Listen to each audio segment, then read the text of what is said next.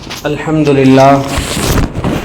لله رب العالمين والعاقبة للمتقين والصلاة والسلام على سيد الأنبياء والمرسلين وعلى آله وأصحابه أجمعين. اللهم صل على سيدنا محمد كلما ذكره الذاكرون وصل على محمد كلما غفل عن ذكره الغافلون. أعوذ بالله من الشيطان الرجيم. يا أيها الذين آمنوا اسجدوا واركعوا واعبدوا ربكم وافعلوا الخير لعلكم تفلحون. قال النبي صلى الله عليه وسلم: أحب الأعمال إلى الله تعالى سرور تدخله على كل مسلم أو كما قال عليه الصلاة والتسليم. கண்ணியத்துக்கும் பெருமதிப்புக்குரிய இஸ்லாமிய பெரியோர்களே, நண்பர்களே, அல்லாஹ் தஆலாவுடைய மாபெரும் வல்லமை கிருபையின் வெளிப்பாடு.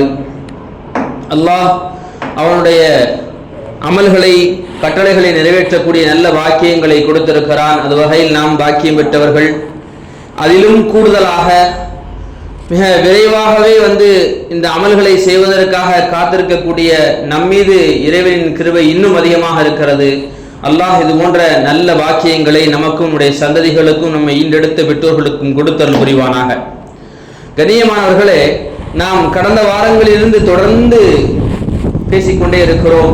என்னவென்றால், நபி ஸல்லல்லாஹு அலைஹி வஸல்லம் சொன்னார்கள், 2 அமல்கள் இருக்கிறது. அந்த அமல்களுடைய நன்மைகள் என்னுடைய உம்மத்துக்கு தெரிந்தால் சண்டையிட்டு கொண்டு அந்த அமலை செய்வதற்காக முயற்சி செய்வார்கள் என்பதாக சொல்கின்ற பொழுது சஹாபாக்கள் கேட்டார்கள், யா ரசூலல்லாஹ், அது என்ன அமல்?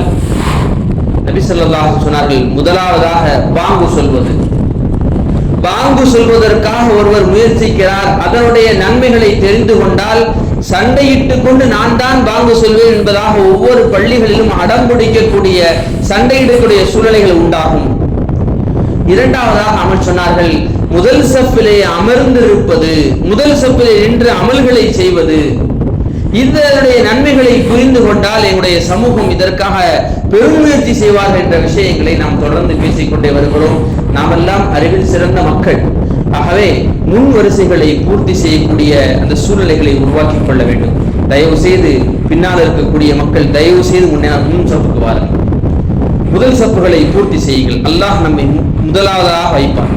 நம்மை மூத்த பல முன்னுதாரணமான இடங்களை நம்மை ஆக்கி வைப்பான். யார் சப்பிலை பிந்துகிறார்களோ வாழ்க்கையில் கொண்டு விடுவார்கள். ஆகவே முழுக்க முழுக்க நாம் சாய்ந்து அமர வேண்டியது என்னுடைய சூழ்நிலைகள் இருக்கத்தான் செய்கிறது. இருந்தாலும் நான் நன்மைகளை முந்திக் கொள்ள வேண்டும் என்பதற்காக முன்னால் வருகிறேன். ரப்பே, என்னுடைய சிரமங்களை எல்லாம் நீக்கி வைப்பாயா என்பதாக கூட நீங்க எல்லாவிடத்தை கேட்டுக்கொள்ளலாம். அல்லாஹ் நம்மை எல்லாம் மன்னித்து அவருடைய கருணையான அன்பிலே சேர்த்துக் கொள்வானாக. கண்ணியமானவர்களே, நாம் ஏராளமான அமல்களை செய்கிறோம். 5 நேரங்கள் முறையாக தொழுதுகிறோம். அதற்காக முயற்சிகளை செய்கிறோம். அதற்கு முக்கியத்துவம் கொடுக்கப்பட வேண்டும் என்று நாம் நினைக்கிறோம். முன்பின் சுன்னத்துகளை தொழுகிறோம், நோன்புகளை வைக்கிறோம். கடந்துவிட்ட ஆஷுராவை கூட நாங்கள் சிரமப்பட்டு கூட வைத்திருக்கிறோம். ஏராளமான நபர்கள் நோன்புகளை ரமலானுடைய காலங்களில் வைப்பதற்காக கஷ்டப்பட்டு கூட அதை வைத்து விடுகிறோம்.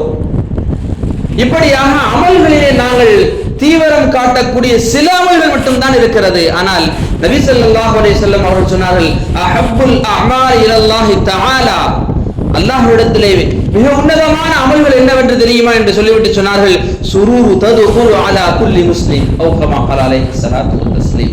எல்லா முஸ்லிம்களுடைய ஒவ்வொரு முஸ்லிம்களுடைய மனங்களிலும் சந்தோஷங்களை உண்டாக்குவது, எல்லா முஸ்லிம்களுடைய மனங்களிலும் சந்தோஷங்களை உண்டாக்குவது இருக்கிறதே, இது அல்லாஹுக்கும் ரசூலுக்கும் மிக பிடித்தமான ஒரு அமல். இதிலே நாங்கள் கொஞ்சம் எங்களுடைய கவனங்களை செலுத்த வேண்டும் என்பதற்காக சில விஷயங்களை ஞாபகப்படுத்துகிறேன். அல்லாஹு தஆலாவுடைய கருணை எப்படிப்பட்டது? அல்லாஹு தஆலா நம்முடைய உள்ளங்களை சந்தோஷப்படுத்தக்கூடிய வகையில் எப்படிப்பட்டவன்? நபி ஸல்லல்லாஹு அலைஹி வஸல்லம் சொன்னார்கள், 2 சஜிதாக்களுக்கு மத்தியிலே ஒரு துஆவை சொல்லிக் கொடுத்தார்கள். நாம் தொழக்கூடிய நேரங்களிலே ஒரு சஜ்ஜா செய்துவிட்டு அடுத்த சஜ்தாவுக்கு அமர்ந்து கொள்ளுங்கள் அல்லவா, அந்த நேரத்தில் சொன்னார்கள், இந்த துஆவை சொல்லுங்கள், அல்லாஹும்ம அக்ஃபிர்லி வர்ஹம்னி வஜ்புர்னி, இறைவா என்னை மன்னிப்பாயாக, என் மீது இரக்கம் காட்டுவாயாக, வஜ்புர்னி, இறைவா எனக்கு நீ சாந்தம் கொடுப்பாயாக, இறைவா எனக்கு நீ ஆறுதல் அளிப்பாயாக. இந்த வார்த்தைகளை நீங்கள் பேசுங்கள், சொல்லுங்கள் அல்லாஹ்விடத்திலே என்பதாக நபிகள் நாயகம் ஸல்லல்லாஹு அலைஹி வஸல்லம் சொல்லி காட்டுகிறார்கள். கண்ணியமானவர்களே, அதுபோன்று மூசா அலைஹிஸ்ஸலாத்து வஸ்ஸலாம் ஒரு ஒரு நேரத்தில் அல்லாஹ்விடத்தில் சொல்கிறார்கள், யா அல்லாஹ், நான் உன்னை பார்க்க வேண்டும். யா அல்லாஹ், நான் உன்னை பார்க்க வேண்டும். அல்லாஹ் சொல்கிறான், என்னை பார்க்க முடியாது, அதற்கான சக்திகள் உங்களுக்கு இல்லை. மூசா அலைஹிஸ்ஸலாம் அவர்கள் திரும்பவும் கேட்கிறார்கள். சரி, தூர் சீனா மலைக்கு வாருங்கள் என்று அழைத்து தன்னுடைய ஜலாலியத்திலிருந்து ஒரு சிறு கீற்றை வெளிப்படுத்துகிறான். முழு தூர் சீனா மலையும் வெடித்து நொறுங்குகிறது. மூசா அலைஹிஸ்ஸலாம் மயக்கமுட்டு விழுகிறார்கள். அல்லாஹ் உடனடியாக அவர்களுக்கு ஆறுதல் படுத்துகிறான், அவருடைய உள்ளங்களை சாந்தப்படுத்துகிறான். யா மூசா அலைஹிஸ்ஸலாம் அவர்களே, நாம் உங்களை மக்களிலிருந்து தேர்ந்தெடுத்திருக்கிறோம். நான் எல்லாத்தையும் தேர்ந்தெடுக்கல, உங்களை தேர்ந்தெடுத்திருக்கிறேன். என்னை பார்க்கவில்லை என்று நீங்கள் என்ன செய்ய வேண்டாம், மனம் தளர்ந்து விட வேண்டாம். நான் எல்லா மக்களை விட லகது இஸ்தஃபைதுக, நான் உங்களை தேர்ந்தெடுத்திருக்கிறேன். ஒரு ரிசாலாத்தி வ கலாமி, அல்லாஹ் குர்ஆன்ல சொல்லி காட்டுகிறான், நான் உங்களுக்கு வேதங்களை கொடுத்திருக்கிறேன். அதோடு மட்டுமில்லாமல் நான் உலகிலே யாரிடம் நேரடியாக பேசியது கிடையாது, உங்களிடத்திலே பேசி இருக்கிறேன். அல்லாஹ் உடனடியாக ஹஜ்ரத் மூசா அலைஹிஸ்ஸலாம் உள்ளங்களை சாந்தப்படுத்துகிறான், ஆறுதல் படுத்துகிறான். மூசா ஹஜ்ரத் யூசுப் அலைஹிஸ்ஸலாத்து வஸ்ஸலாம் அவருடைய அந்த சகோதரர்கள் எல்லாம் அவருக்கு துரோகம் இழைக்கிறார்கள், தவறு இழைக்கிறார்கள், தன் சகோதரனை கிணற்றில் கொண்டு போய் போடுகிறார்கள். அல்லாஹ் உடனடியாக சொல்கிறான், இவர்களுக்கு எல்லாம் பகரமாக நாம் உங்களுக்கு இவர்களை எல்லாம் உங்களுக்கு வரச் செய்வோம். பஞ்சமான காலகட்டங்களில் அவர்கள் எல்லாம் ஹஜ்ரத் யூசுப் அலைஹிஸ்ஸலாம் அவர்களிடத்திலே வருகிறார்கள். அல்லாஹ் சொன்ன அதே ஆறுதல் வார்த்தைகளை சொல்லி காண்பிக்கிறார்கள். நீங்கள் என்னிடத்திலே வருவீர்கள் என்று எனக்கு தெரியும். இப்படி அல்லாஹ் எல்லா இடங்களிலும் கண்ணியமிக்க நபிமார்களுக்கு ஆறுதலான பல வார்த்தைகளை சொல்லி இருக்கிறார். ரசூலுல்லாஹி ஸல்லல்லாஹு அலைஹி வஸல்லம் அவர்கள் தாயிஃபில் இருந்து இஸ்லாத்துடைய அழைப்புகளை கொடுத்து விட்டு கடினமான மனநிலையோடு வருகிறார்கள். கடினமான மனநிலை, தன்னை ஏற்றுக்கொள்ளவில்லை என்பதை தாண்டி தனக்கான அடிகள், உடம்பெல்லாம் காயங்கள், ரத்தங்கள் ஓடி அவ்வளவு மனசங்கடமான சூழ்நிலை வருகின்ற பொழுது அல்லாஹ் சுப்ஹானஹு வ தஆலா ஆறுதலாக மிஅராஜுடைய பயணத்தை கொடுக்கிறான். தன்னை சந்திக்கக்கூடிய, நேரில் பார்க்கக்கூடிய வாய்ப்புகளை கொடுத்து அவர்களை தசல்லிப்படுத்துகிறான், ஆறுதல் அடைய வைக்கிறான். ஒரு முஸ்லிமுடைய காயங்களுக்குள்ளாக நாம் புரிந்துணர்வோடு அவர்களோடு நடந்து கொள்ள வேண்டும் என்பதை இஸ்லாம் பல இடங்களில் திரும்ப திரும்ப சொல்லி காட்டுகிறது. ஒரு முஸ்லிமுடைய வருத்தமான சூழ்நிலைகளில் நாம் உடனிருக்க வேண்டும். உடனிருக்க முடியவில்லை என்றால் அதற்கான வார்த்தைகளை சொல்ல வேண்டும். ஒரு முஸ்லிமுடைய கடினங்களில், கஷ்டமான காலகட்டங்களில் நாம் சிரிப்பது என்பது இருக்கிறது, அது மோசமான காரியம். ஹஜ்ரத் ரசூலுல்லாஹி ஸல்லல்லாஹு அலைஹி வஸல்லம் பத்ருடைய போர் முடித்து வருகிறார்கள். ஹஜ்ரத் உஸ்மான் ரலியல்லாஹு அவர்களுக்கு கடுமையான கவலையோடு அமர்ந்திருக்கிறார்கள். காரணம் என்னவென்றால், தன்னுடைய மனைவி இருந்திருக்கிறார். ஹஜ்ரத் உஸ்மானுடைய மனைவி இறந்திருக்கிறார்கள், ரசூலுடைய ஸல்லல்லாஹு அலைஹி வஸல்லம் மகள். அதோடு மனைவியும் இருந்திருக்கிறார்கள். பத்ரில் முதல் போரிலும் கலந்து கொள்ள முடியவில்லை. அழுகையினாலும் அழுகை, கடுமையான கவலை. ரசூலுல்லாஹி ஸல்லல்லாஹு அலைஹி வஸல்லம் சொல்கிறார்கள், ஓ உஸ்மான் அவர்களை, நீங்கள் கவலைப்பட வேண்டாம். நீங்கள் பத்ரில் கலந்து கொண்டால் என்ன நன்மை கிடைக்குமோ அது உங்களுக்கு கிடைக்கும். அதோடு மட்டுமல்லாமல் இப்பொழுதுதான் ஜிப்ரீல் வந்தார்கள், உங்களுக்கு என்னுடைய இரண்டாவது மகளை திருமணம் முடித்துக் கொடுத்தார்கள், நீங்கள் திருமணம் முடித்துக் கொள்ளுங்கள். ரசூல் எல்லா நேரங்களிலும் சஹாபாக்களுடைய கவலைகளை எல்லாம் ஆறுதல் படுத்தக்கூடியவர்களாக, எல்லா சூழ்நிலைகளையும் அவருடைய ஆறுதலோடு அவர்களை அழைத்து செல்லக்கூடியவர்களாக இருந்தார்கள். ஒரு போரின் போது அன்சாரி தோழர்கள், சில வாலிப தோழர்கள் நபியின் மீது கொஞ்சம் கோபப்பட்டுக் கொண்டார்கள். என்ன கோபம்?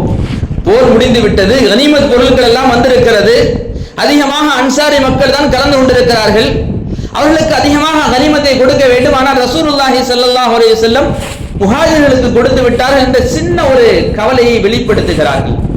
ரசூலுல்லாஹி ஸல்லல்லாஹு அலைஹி வஸல்லம் உடனடியாக ஆறுதல் படுத்தும் விதமாக அவர்களை எல்லாம் அழைத்து சொல்கிறார்கள், நான் மட்டும் முஹாஜிராக இல்லை என்றால், நான் மட்டும் மக்காவில் பிறக்கவில்லை என்றால், என்னுடைய ஆசையெல்லாம் நான் மதீனாவாசிகளாக வாழ வேண்டும் என்பதுதான். எல்லா மக்களும் ஒரு ஓடையிலே செல்கிறார்கள், அன்சாரிகள் எல்லாம் ஒரு ஓடையில் செல்கிறார்கள், ஒரு வழியிலே செல்கிறார்கள் என்றால், நான் அன்சாரிகளுடைய வழிகளில் தான் நான் செல்வேன் சொல்கிறார்கள். இறுதியாக சொல்கிறார், அல்லாஹ் மஃபிர் லில் அன்சார், அல்லாஹ் மஃபிர் லில் அன்சார், இறைவா அன்சார்களை மன்னிப்பாயாக, வஆபாய் அன்சார், இறைவா அவருடைய சந்ததிகளை மன்னிப்பாயாக, அவர்களுடைய சந்ததிகளை மன்னிப்பாயாக. நபி ஸல்லல்லாஹு அலைஹி வஸல்லம் ஆறுதல் படுத்துகிறார்கள். சஹாபாக்கள் எல்லாம் அழுகிறார்கள். இந்த வரலாற்று சம்பவம் இல்லை, மிக உன்னதமான சம்பவமாக பதிவு செய்யப்பட்டிருக்கிறது. ரசூலுல்லாஹி ஸல்லல்லாஹு அலைஹி வஸல்லம் தன்னோடு இருந்த எந்த சஹாபியையும் மனம் கோணும்படியாக, மனம் வருத்தப்படும்படியாக சூழலை பார்த்துவிட்டு கடந்து சென்றதாக நாம் பார்க்க முடியாது. ஒரு நேரத்திலே ரசூலுல்லாஹி ஸல்லல்லாஹு அலைஹி வஸல்லம் உம்ராவை செய்துவிட்டு வருகிறார்கள். ஹஜ்ரத் ஹம்சாவுடைய மகள், நமக்கெல்லாம் தெரியும் உஹது போரிலே ஹம்சா ரலியல்லாஹு எப்படி கொலை செய்யப்பட்டார்கள் என்று நமக்கெல்லாம் தெரியும். வெறும் ஒரு பொட்டலமாக அவர்களை கொடுக்கப்பட்டது. ஒரு மனிதன் இறந்திருந்தால் எப்படி ஜனாசா தொழுகை வைக்கப்படும், அப்படி அல்ல. அவருடைய உடம்புகளை எல்லாம் ஒன்று சேர்ந்து ஒரு பொட்டலமாக கொடுக்கப்பட்ட அந்த ஷஹீதுடைய மகள் வருகிறார்கள். யாரை பார்த்து? ரசூலுல்லாஹி ஸல்லல்லாஹு அலைஹி வஸல்லம் அவர்களை பார்த்து யா இப்னு அம்மி அப்படி என்பதாக செல்லமாக வருகிறார்கள். நபி ஸல்லல்லாஹு அலைஹி வஸல்லம் தூக்கி கொண்டு பேசிக் கொண்டிருக்கின்ற பொழுது 3 சஹாபா பெருமக்கள் வருகிறார். யார்? ஹஜ்ரத் அலி ரலியல்லாஹு வருகிறார், ஹஜ்ரத் ஜாஃபர் இப்னு அபீ தாலிப் வருகிறார், ஸைத் இப்னு ஹாரிஸா வருகிறார். 3 சஹாபாக்களும் வந்து இந்த குழந்தையை நான் தான் வளர்ப்பேன் யா ரசூலல்லாஹ், என்னிடத்திலே கொடுத்து விடுங்கள். ரசூலுல்லாஹ்வும் தகுதியானவர்கள். 3 சஹாபாக்கள் சொல்கிறார்கள், யா ரசூலல்லாஹ் இந்த குழந்தையை என்னிடத்திலே கொடுத்து விடுங்கள், நான் வளர்த்துக் கொள்கிறேன். ஸைத் இப்னு ஹாரிஸா சொல்கிறார், காரணம் சொல்கிறார், எதுக்கு தெரியுமா என்கிட்ட தரணும்? நீங்க எதுக்கு தெரியுமா என்கிட்ட தரணும்? நீங்க என்னையும் ஹம்சாவையும் தோழராக ஆக்கியிருக்கிறீர்கள், என்னையும் ஹம்சாவையும் தோழராக ஆக்கியிருக்கிறீர்கள், ஆகவே என்னிடத்திலே ஒப்படைத்து விடுங்கள். ஹஜ்ரத் அலி சொல்கிறார், என்னுடைய சகோதரனுடைய மகள் என்னிடத்திலே கொடுத்து விடுங்கள், நான் வளர்த்துக் கொள்கிறேன். ஜாஃபர் சொல்கிறார், ஹம்சாவுடைய மனைவியும் என் மனைவியும் கூட பிறந்தவர்கள், ஆகவே என்னிடத்திலே கொடுத்துக் கொள்ளுங்கள், நான் வளர்த்துக் கொள்கிறேன். நபி சொன்னார்கள், இது தாய்க்கு பிறகு இந்த குழந்தை யாரிடத்திலே வளர வேண்டும்? சின்னமாட்ட வளரணும். ஆகவே ஜாஃபர் இப்னு அபீ தாலிபிட்டே கொடுக்கப்பட்டது. இந்த நேரத்திலும் கூட சஹாபாக்களுடைய முகங்கள் எல்லாம் கோணிவிடக் கூடாது, அவருடைய உள்ளங்கள் கஷ்டப்பட்டு விடக்கூடாது. நபி ஸல்லல்லாஹு அலைஹி வஸல்லம் சொன்னார்கள், ஜாஃபர் ஸைத் இப்னு ஹாரிஸாவை பார்த்து சொன்னார்கள், அன்த அஹூக வ அன மின்க, நீங்கள் என்னுடைய சகோதரர், அன்த மௌலாக், என்னுடைய தலைவராக இருக்கிறீர்கள். நபியுடைய வாசகம் அவர்களை ஆறுதல் படுத்தியது. அலியிடத்திலே சொன்னார்கள், அன்த மின்க அன மின்க, நீங்கள் என்னிடம் இருந்திருக்கிறீர்கள், நான் உங்களோடு இருக்கிறேன். ஜாஃபரை பார்த்து சொன்னார்கள், அந்த நீங்கள்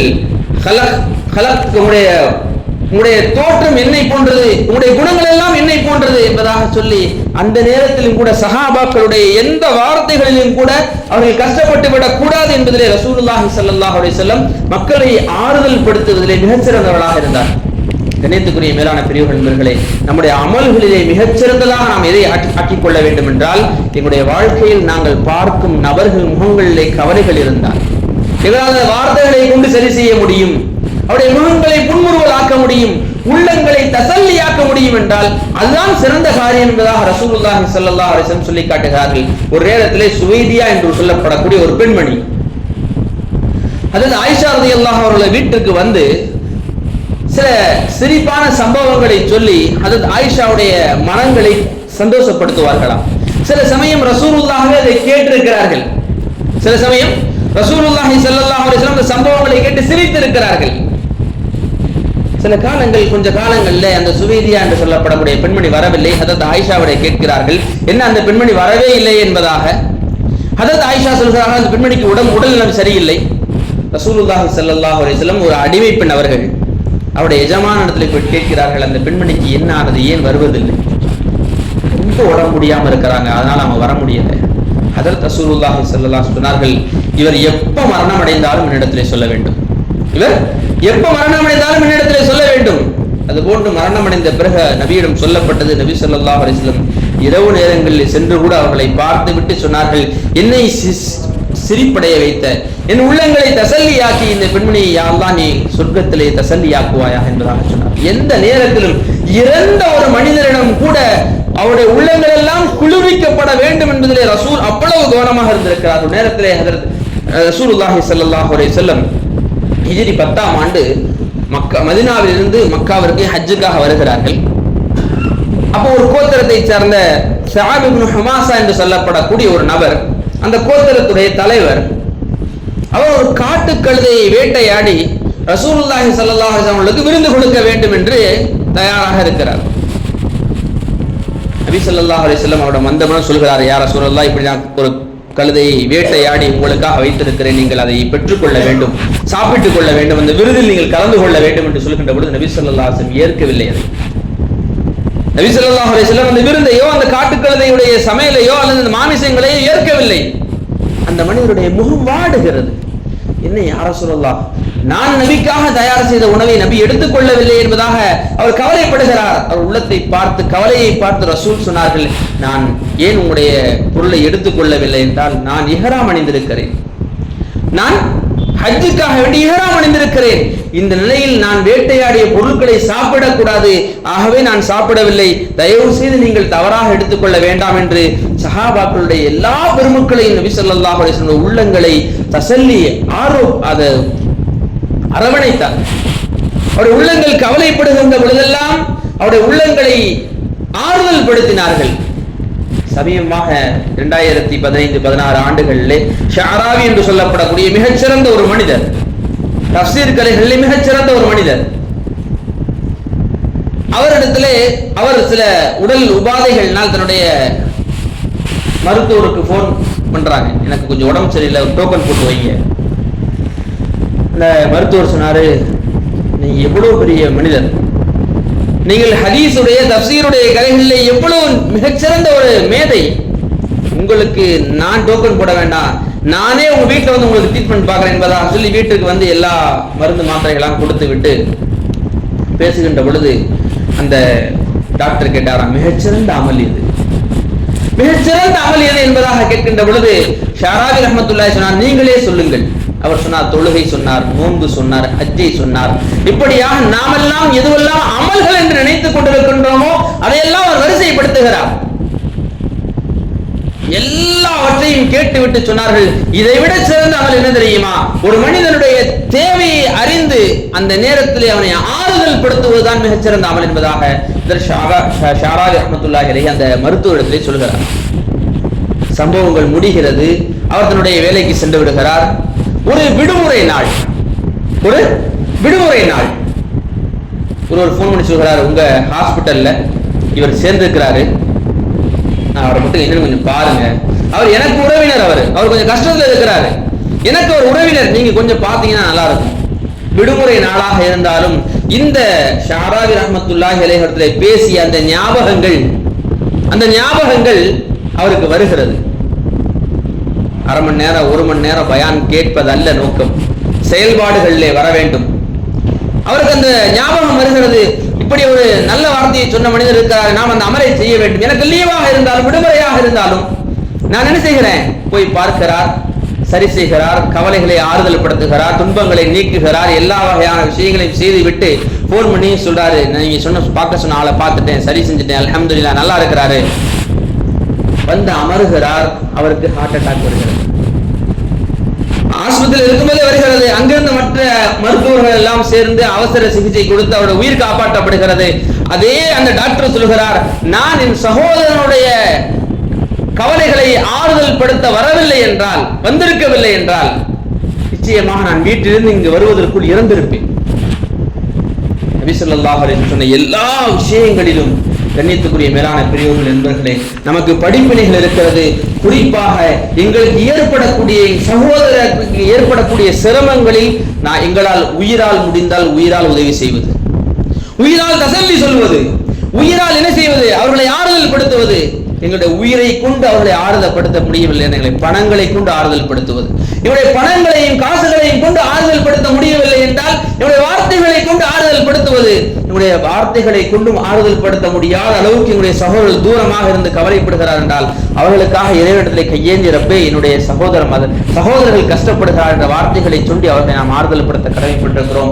அன்பான பெரிய நண்பர்களே, இந்த விஷயங்களை கவனத்தில் எடுத்து நம்முடைய முஸ்லிம் சமூகம் மட்டுமல்ல, எந்த சமூகத்துடைய மக்களாக இருந்தாலும் சரி, அவருடைய கவலைகளை நாம் ஆறுதல் படுத்தக்கூடிய மக்களாக உருவாக்கிக் கொள்ள வேண்டும். அல்லாஹ் சுப்ஹானஹு வ தஆலா அப்படிப்பட்ட உயர்ந்த நல்ல குணத்தை நமக்கும் நம்முடைய சந்ததிகளுக்கும் நம்மை ஈன்றெடுத்த பெற்றோர்களுக்கும் கொடுத்தல் புரிவானாக.